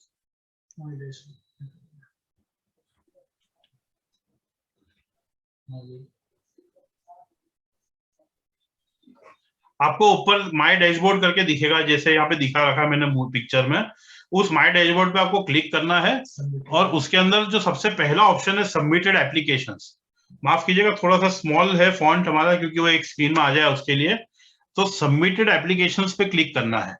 वो जैसे ही आप सबमिटेड एप्लीकेशंस पे क्लिक करोगे तो आपको ये स्क्रीन आएगी। ये स्क्रीन के अंदर वापस से आपको टाइप ऑफ स्कीम के अंदर आईसी कोड पे क्लिक करना है। तो आईसी कोड पे जैसे ही आप क्लिक करोगे तो आपको करीबन ऐसी स्क्रीन दिखेगी जिसमें अगर आपने एक से ज्यादा इस लॉगिन में आईसी कोड डाल रखे तो उसके सबके स्टेटस दिख जाएंगे, जैसे आपको अभी यहाँ पे दिख रहे हैं। तो इसके अंदर आपको अगर आप देखेंगे सेकंड लास्ट कॉलम है राइट हैंड साइड पे फाइल स्टेटस, उसमें अप्रूव्ड आ रहा है। तो अप्रूव्ड मतलब कि आपका अप्रूव हो चुका है, आपका अपडेशन सक्सेसफुल हो गया है। अगर अप्रूव नहीं होगा तो उसमें प्रोसेसिंग आएगा, यहाँ मेरे ख्याल से क्वेरी प्रोसेसिंग लिखा हुआ आएगा। अगर प्रोसेसिंग लिखा हुआ आ रहा है तो मतलब आपके पास कोई ना कोई ईमेल आएगा जिसमें कोई फर्दर क्वेरी रेज होगी। जब भी क्वेरी रेज होती है तो आप उस क्वेरी के साथ आप जो भी मतलब उन्होंने क्वेरी करी है उसका आप सॉल्व करें, रिजॉल्व करें और फिर वापिस सबमिट करेंगे तो आई थिंक कुछ दिन बाद वो अप्रूव हो जाएगा अपने आप। बट आपको ये प्रोसेस भी फॉलो करना है क्योंकि अगर कोई क्वेरी भेजी होगी या उसको अप्रूव नहीं किया होगा, आपको आइडिया नहीं होगा, महीने भर बाद आप कुछ एक्सपोर्ट इंपोर्ट करने जाएंगे तो ये आपको ब्लॉक हुआ पड़ा रहेगा आईसी कोड, और आपका एक्सपोर्ट या इंपोर्ट वो रुक सकता है या उस टाइम आपको काफी प्रॉब्लम्स आ सकती है। तो ये प्रोसेस भी आपको पूरी करनी है। अब वैसे देखा जाए तो ये बड़ी सिंपल प्रोसेस है, बट फिर भी मैं मानता हूँ कि एज अ बिजनेसमैन ये अपना आप में कॉम्प्लिकेटेड तो है डेफिनेटली। अल्टीमेटली अगर ये सब हो जाता है तो आखिरी में आप एक आईसी कोड का प्रिंट भी निकाल लीजिए, और उस प्रिंट निकालने का तरीका ये है कि वापिस आप आपके डैशबोर्ड पे आए जैसा मैंने आपको बताया था, और उस पर टैप ऑन आईसी कोड, जो केवल आईसी लिखा हुआ है, एक ब्लू कलर का आपको स्विच दिख रहा है, एक रेडियो बटन दिख रहा है, उस पर आप क्लिक करेंगे तो आपका आईसी कोड खुल जाएगा, पूरा अमेंड किया हुआ, फाइनल सबमिट किया हुआ, उसको आप प्रिंट कर लीजिएगा तो वो प्रिंट हो जाएगा। जब आप उस पर क्लिक करेंगे तो आपको ऐसी स्क्रीन दिखेगी, view IC profile, print IC code. तो आप प्रिंट आईसी कोड में अप्लाई जैसे ही दबाएंगे तो आपको प्रिंट आ जाएगा, वो डाउनलोड हो जाएगा। आपको डाउनलोड करके सॉफ्ट कॉपी रखना हो तो सॉफ्ट कॉपी रखें, प्रिंट करना हो तो प्रिंट कर ले। अब ये पूरे प्रेजेंटेशन से रिलेटेड कुछ चीजें मैं फिर से आपको रिमाइंडर के तौर पे आखिरी में बता दूं कि डीजीएफटी आपको बार बार रिमाइंडर्स सभी आईसी कोड होल्डर्स को अपडेट करने के लिए भेज रही है। व्हाट्सएप मेरे ख्याल से एसएमएस आ रहे हैं सबको और ईमेल भी आ रहे हैं। तो आप ये ध्यान रखिए कि अगर आपने अपडेट नहीं किया है और आपको ईमेल और व्हाट्सएप आ रहे हैं तो आप उसको इग्नोर मत कीजिए और तुरंत आईसी कोड को अपडेट कर दीजिए। लास्ट डेट उसकी 31 जुलाई है। 31 जुलाई की डेट के बाद अगर ये एक्सटेंड नहीं हुई तो दो चीजें हो सकती है, एक तो फीस लगना चालू हो जाएगी 200 रुपए की, उससे भी ज्यादा इंपॉर्टेंट है कि ये हो सकता है कि वो लोग कुछ इसमें रिक्वायरमेंट बढ़ा दे कि अगर आपने टाइम पर इसको अपडेट नहीं किया है, मतलब ये लोग आपसे कुछ डॉक्यूमेंट्री की रिक्वायरमेंट और बढ़ा दे कि नहीं भैया अब हमको ये डॉक्यूमेंट भी लगाना पड़ेगा या हमको ये फर्दर वेरिफिकेशन करना है क्योंकि आप लेट हो गए हो, ऐसी कुछ भी फॉर्मेलिटी बढ़ सकती है। इस आशंका से इनकार नहीं किया जा सकता। और ये भी हो सकता है कि शायद ब्लॉक कर दे या कोई और इससे रिलेटेड प्रॉब्लम हो तो आपका आगे जाके कहीं भी एक्सपोर्ट इंपोर्ट रुक जाएगा, ये नहीं हो। इसके लिए 31 जुलाई की डेट को सीरियसली लें और ट्राई करके उसको, अभी 31 जुलाई में अभी भी 10 दिन की देरी है, आप 10 दिन के अंदर इसको अपडेट करने की कोशिश करें। If the IAC holder fails to update their IAC before end of the month of July, IAC shall be deactivated and export-import transaction cannot be taken up against the given IAC code. However, if IAC code holder wishes to reactivate the IAC, applicant may use steps mentioned for updation of IAC. IAC shall be reactivated on successful updation. तो ये basically ये तीन चीज आपको ध्यान रखनी है. ये IAC कोड से रिलेटेड जो था. अब अगर राजतिवारी का नंबर भी आ गया. ये अगर अब मेरे को पांडे जी अभी क्या करना है इसके अंदर? डू यू वांट कि हम लोग आपको लाइव अपडेशन एक बार करके बताएं? सर मुझे लगता है कि पहले बीच में क्वेश्चंस ले ले और क्वेश्चंस के बाद में अगर टाइम परमिट करता है, मुझे लगता है कि आपने काफी अच्छे से चीजों को एक्सप्लेन करी है. तो चैट पे क्लिक करूंगा तो खुल जाएगा ना चैट. फिर भी मेंबर से मेरा रिक्वेस्ट है कि अगर आपको लगता है कि दोबारा इसको करने की जरूरत है, तो वो जो चैट कर रहा है वो देखना है. बॉक्स में या यहाँ पे रिक्वेस्ट आप भेज सकते हैं. हम सर से रिक्वेस्ट करेंगे कि आपको दोबारा बताएं. लेकिन अभी जो आपको चैट बॉक्स में क्वेश्चंस आए, Q&A में जो क्वेश्चंस आए सर, तो मैं चाहूंगा कि उसका अगर आप आंसर देंगे, साथ में काफी लोगों के जो है क्वेश्चंस के आंसर उन तक जवाब दे सकता हूँ आपसे. और मैं एक काम करता हूँ, ये क्वेश्चंस आप ठीक है, मतलब या तो क्वेश्चंस ये जो चैट में आ रहे हैं उसी के जवाब देते हैं होंगे आपको सर? हाँ सर बिल्कुल, आप चलते हैं, कोई ठीक है. मैं सिन नंबर और LLB का जवाब तो दे चुका हूँ. एक मिस्टर सेठी जी ने लिखा है कि I have issues with linking partners Aadhaar code with IAC code, partner Aadhaar with IAC. Please share your email ID और phone number for clarification. Fine. Phone number मेरे PPT में लास्ट में दिया हुआ था, प्लस मीनानी मैडम को मैं ये PPT भी शेयर कर चुका हूँ. तो मेरे ख्याल से मैडम आप सब मेंबर्स को फ्लोट कर देगी ये PPT, जिसमें तीनों जने जो हमारे ऑफिस पे हैंडल करते हैं उनके नाम और नंबर तीनों के लिखे हुए हैं. आप किसी को भी कॉल कर सकते हैं उसमें से, तो आपका क्वेरी सॉल्व हो जाएगी. If proprietor for proprietor which number से मतलब मेरे ख्याल से पैन नंबर लगेगा उसके अंदर, तो और कुछ नहीं लगेगा प्रोप्राइटर के केस में, और आधार कार्ड लगेगा बस. Without GST and we can go ahead. कर सकते हो आप, मतलब GST में अगर आपका अटकेगा नहीं. बट मेरे को ऐसा लग रहा है कि कोई भी ज्वेलर GST में रजिस्टर्ड नहीं है, ऐसा मैं मानने को तैयार नहीं हुआ सर. बट एनीवे लीगली कोई प्रॉब्लम नहीं है, आप बिल्कुल जा सकते हो आगे. For any queries related to this webinar please contact. अच्छा ठीक है. For example, I have updated IAC in a month of June and later on some changes happened in September. So immediately I have to update or should I update in next financial year? इसके अंदर क्या करेंगे राज अपन? उनको requirement है, immediately भी update तो कर ही सकते हैं ना. हाँ, आई वुड हाईली रिकमेंड कि आप इमीडिएटली अपडेट कर दें. उसके दो कारण है. मान लो आपका एड्रेस चेंज हुआ है, एक एग्जांपल बताता हूँ, और आप कुछ इंपोर्ट करते हैं या एक्सपोर्ट करते हैं, तो जब भी आइस गेट पे कोई डॉक्यूमेंट जनरेट होगा, ई संचित पे जब डॉक्यूमेंट अपलोड होंगे, तो उस पर एड्रेस वो वही पकड़ेगा जो आपके IAC कोड में. और अगर वो एड्रेस चेंज हो चुका है तो वो आपके दूसरे डॉक्यूमेंट से रिलेटेड वो गलत हो जाएगा, वो टेक्निकली गलत चीज हो जाएगी. तो आई वुड रिकमेंड कि आप हाथों हाथ उसको अमेंडमेंट कर दीजिए जब भी इन बिटवीन कोई चेंजेस आता है तो. अदरवाइज ऐसा कुछ नहीं कि आपका काम अटकेगा नहीं, कम से कम चेंजेस आ भी गए ड्यूरिंग द ईयर तो भी आप उसको अप्रैल में जून में भी फिर से जाके चेंजेस कर सकते हैं. ओनली थिंग इज कि उसमें ऐसा कोई फैक्ट नहीं हो जो आपके डॉक्यूमेंट्स को टेक्निकली गलत बना दे, या बैंक में या कहीं पे आपको प्रॉब्लम है. चाय पी रहे for proprietor gumasta is not clear. Gumasta basically मैंने आपको कहा, वैसे हमारे इंदौर में हम लोग MP में गुमाश्ता बोलते हैं. जो लोकल म्यूनिसिपल कॉर्पोरेशन हर बिजनेस को एक शॉप एंड एस्टेब्लिशमेंट एक्ट के अंतर्गत और एक ट्रेड लाइसेंस बोलते हैं उसको, शॉप लाइसेंस या ट्रेड लाइसेंस देता है, उसको हम लोग MP में गुमाश्ता बोलते हैं. बॉम्बे में इसे क्या कहते हैं मेरे को आइडिया नहीं. I think Pandey sir will be able to more throw some light on this, what is it. BMC कुछ देता होगा ना आपको ट्रेड लाइसेंस वगैरह. यहाँ भी गुमाश्ता लाइसेंस होता है. हाँ, तो वो गुमाश्ता लाइसेंस, बस वो गुमाश्ता लाइसेंस लगाना है. IAC अपडेशन कैसे करें वो तो उसका अपन ने PPT देख ही लिया. For proprietor gumasta is not clear. I got message amendment is it okay. I got message amendment is it okay. मतलब मैं समझा नहीं सर, ये आपको ओके आया कि नहीं आया ये मेरे को नहीं मालूम. जब तक वो अप्रूव्ड लिखा हुआ नहीं आएगा, जो मैंने आपको एक स्टेटस का स्क्रीन दिखाया था, वो अप्रूव्ड नहीं लिखा हुआ आएगा, तब तक वो ओके नहीं माना जाएगा. Error is coming in PAN numbers in DSC. Doesn't match with any of the director of the IAC code. Please proceed with organization based token / IAC code token. तो क्या करें? इंडिविजुअल DSC होगा इनका, class 2 तो वो तो आपका sir ये होगा कि कंपनी में इंडिविजुअल डायरेक्टर का डिजिटल सिग्नेचर होगा, which is not allowed to be used. Company के केस में आपको कंपनी का खुद का डीएससी लेना है क्लास 3, ऑर्गेनाइजेशन बेस्ड बोलते हैं उसको। तो ऑर्गेनाइजेशनल बेस्ड जो क्लास 3 डिजिटल सिग्नेचर आपको वो ही यूज करना है, किसी डायरेक्टर का इंडिविजुअल नहीं करना है, उसके बिना वो नहीं होगा। प्रोप्राइटर गुमास्ता इज नॉट क्लियर, ये तो अपना हो गया। Why are not telling about gems and jewellery, मतलब ये तो आईसी कोड में जेम्स एंड ज्वेलरी से रिलेटेड कुछ भी नहीं होता अलग से। आईसी की is common for every product and every type of services and goods. Our application is not proceeding as per the name, as per PAN is different. वो तो पैन नंबर अमेंड कराना पड़ेगा। हाँ। आपको इसके अंदर पैन नंबर अमेंड कराना पड़ेगा, उसके अलावा कोई रास्ता नहीं है। और आप ये मानिए कि गवर्नमेंट का पर्पस भी यही है।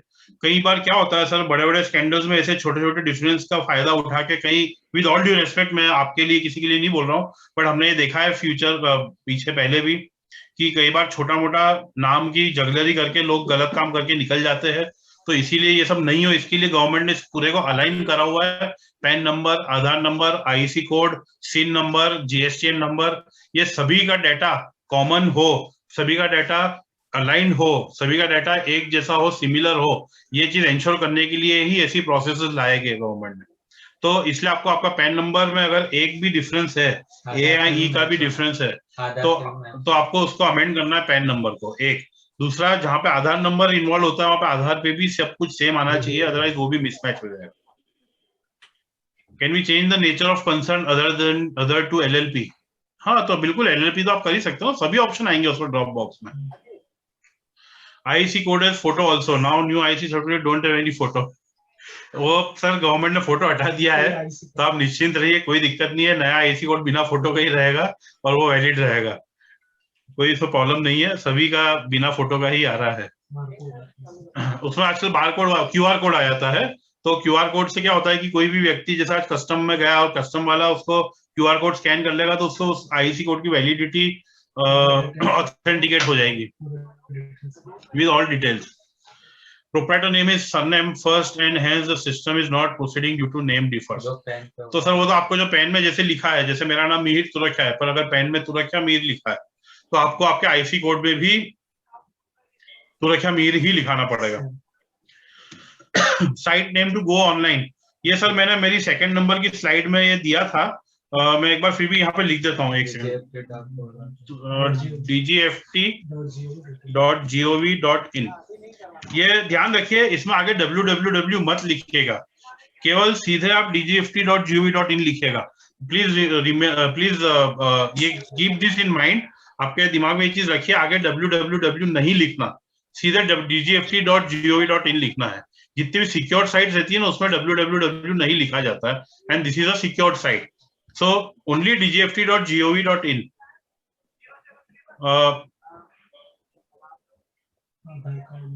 आधार card name and pan card name mismatch, तो मैंने कहा वैसे आपको करेक्शन कराना पड़ेगा दोनों में।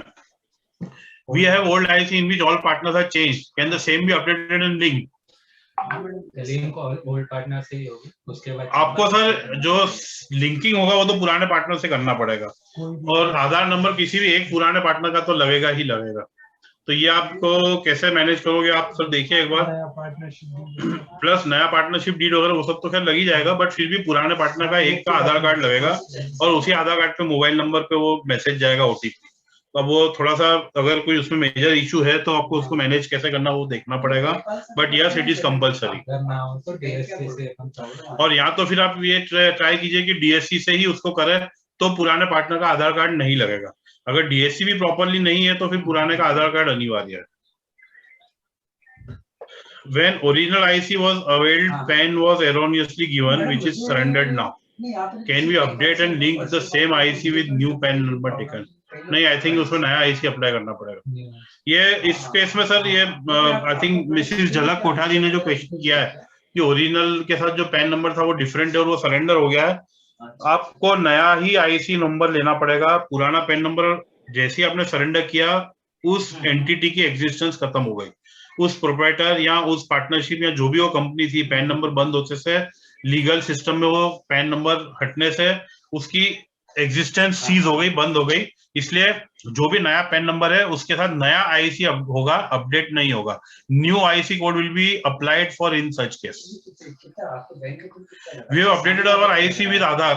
We receive our DSC class 3 for e-Sanchit. We are unable to connect class. ये क्या है? ये अपना क्लास 3 ऑर्गेनाइजेशन बेस्ड होगी तो दोनों काम हो जाएंगे, संचित ही है.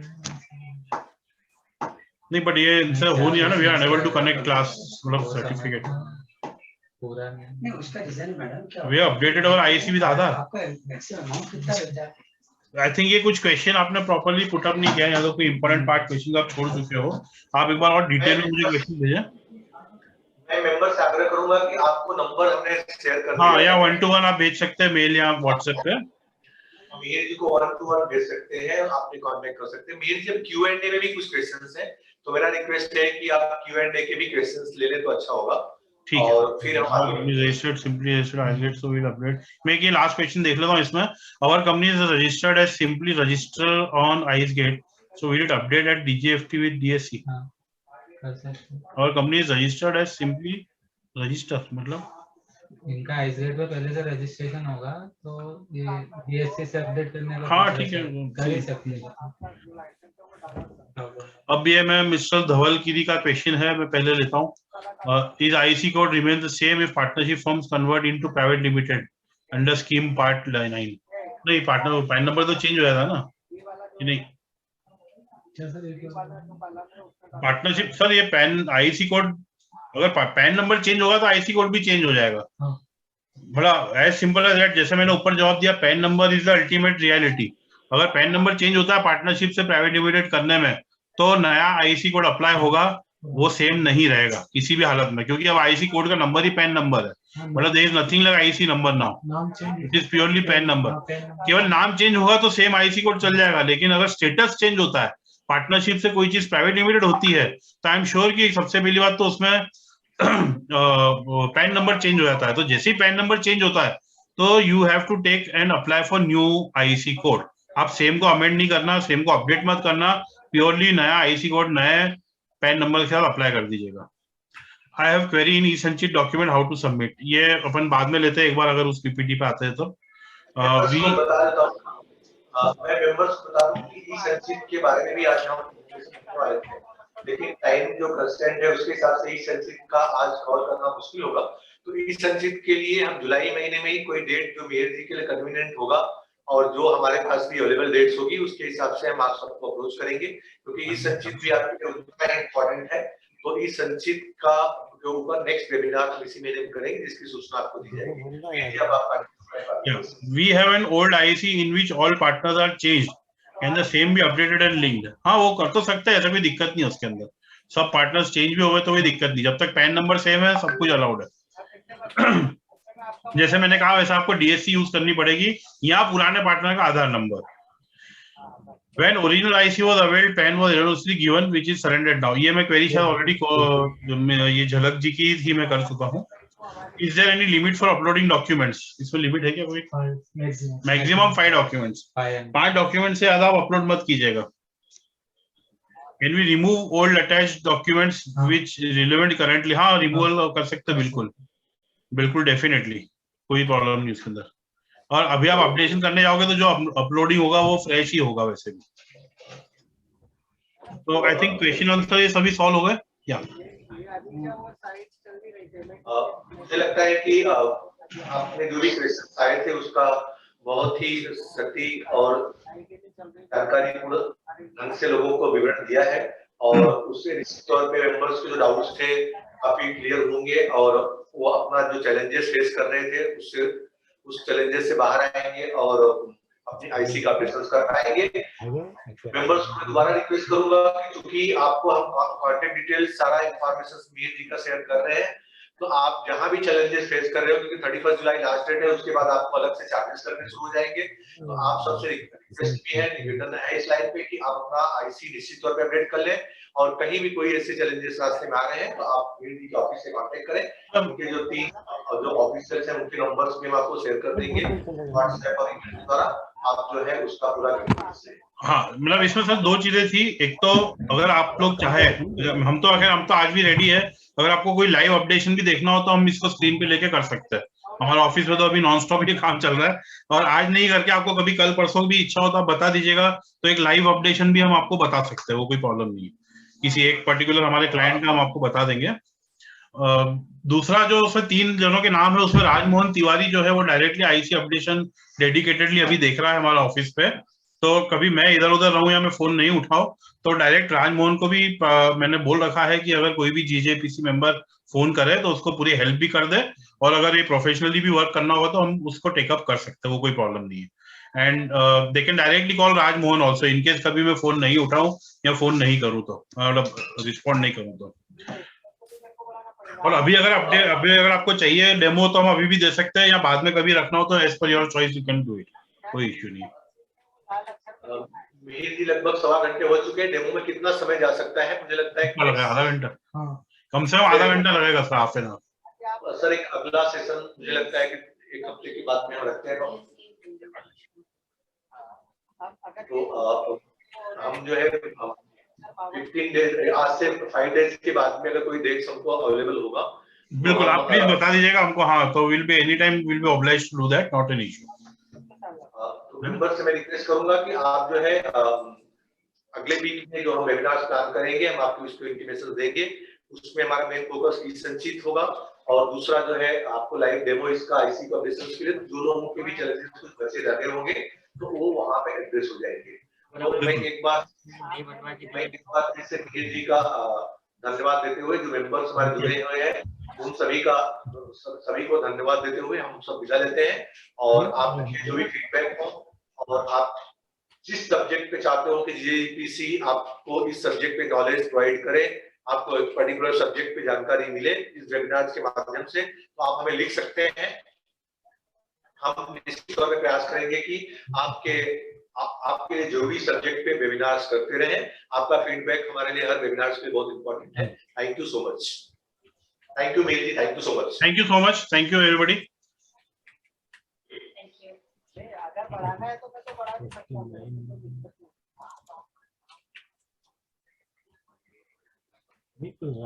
अपने को नहीं दिखेगा।